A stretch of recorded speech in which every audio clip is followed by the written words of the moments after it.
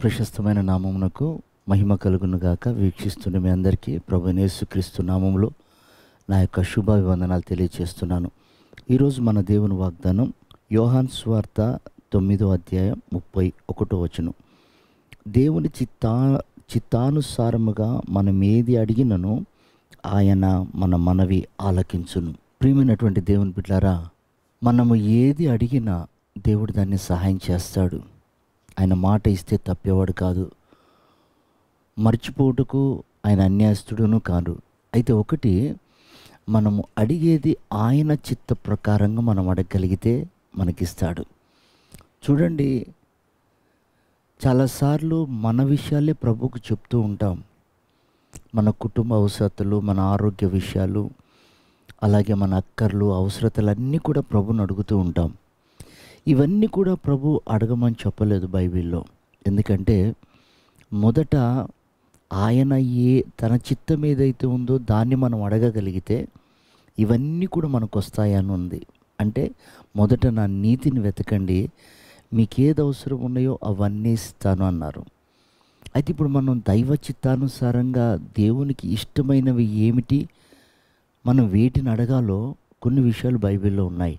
మొట్టమొదట బైబిల్లో ఉన్న మాట ఏమిటంటే, మీరు పరిశుద్ధాత్మను మీరు అడగండి అని ఉంది. అది మనం అడిగినప్పుడు దేవుడు మనకు అనుగ్రహిస్తాడు. ఆ విషయంలో మనం అలసిపోతామని, సొమ్మసిల్లిపోతామని మాటి మాటికి విసుకక మీరు అడగండి అన్నాడు. అంటే దైవ చిత్తానుసారంగా మనం అది అడిగినప్పుడు నిశ్చయంగా మీకు దయచేస్తాను అనుంది బైబిల్లో. కనుక ప్రియమైనటువంటి వారలారా, పరిశుద్ధాత్మ మనలోనికి వచ్చినప్పుడు పరసంబంధమైన విషయాలు మనకు బయలుపరచబడతాయి. దైవ చిత్తానుసారమైనటువంటి విషయాలు ఏమిటి, దేవునికి ఇష్టంగా మనం ఎలా బ్రతకాలి, దేవునికి ఇష్టంగా మనం ఎలా ప్రార్థన చేయాలి, దేవునికి మనం ఎలా ఉంటే ఇష్టమో పరిశుద్ధాత్మ ద్వారా మనం గ్రహించగలుగుతాం. కనుక మొదట ఆయన నీతిని వెతుకుటకు మనం పరిశుద్ధాత్మను పొందుకోవలసిన వారమై ఉన్నాం.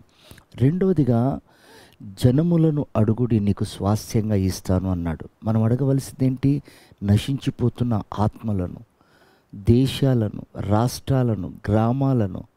ప్రభా, ఇది మీ నామంలో పట్టబడాలయ్యా, ఈ ఆత్మ మీ నామంలో పట్టబడాలి ప్రభా, ఆ ఆత్మ నీ సన్నిధికి రావాలి ప్రభా, ఈ ప్రాంతాన్ని మీ నామంలో నేను కోరుకుంటున్నాను ప్రభా, అది నాకు దయచేయి అని జనములను మనం అడిగినప్పుడు ఆయన మనకిస్తాను అన్నాడు. ప్రియదేవుని బిడ్డలారా, మనం దైవ చిత్తానుసారంగా అడిగేవి కొన్ని ఉన్నాయి.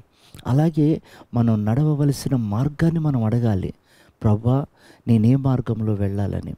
ఒకరోజు చూడండి, దావీదును దేవుడు నువ్వు హెబ్రోన్కి వెళ్ళిపో అన్నాడు, యూదా ప్రాంతానికి వెళ్ళిపో అన్నాడు. యూదా ప్రాంతానికి వెళ్ళిపోమన్నప్పుడు ప్రభు, నేను అక్కడ ఎక్కడ ఉండాలంటే నువ్వు హెబ్రోన్లో ఉండాలి అన్నాడు ప్రభు.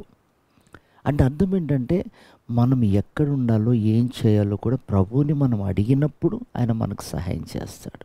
కనుక ప్రియమైన వారలారా, మనం అడగవలసినవి దైవ చిత్తానుసారం అయితే నిశ్చయంగా ప్రభు దయచేస్తాడు.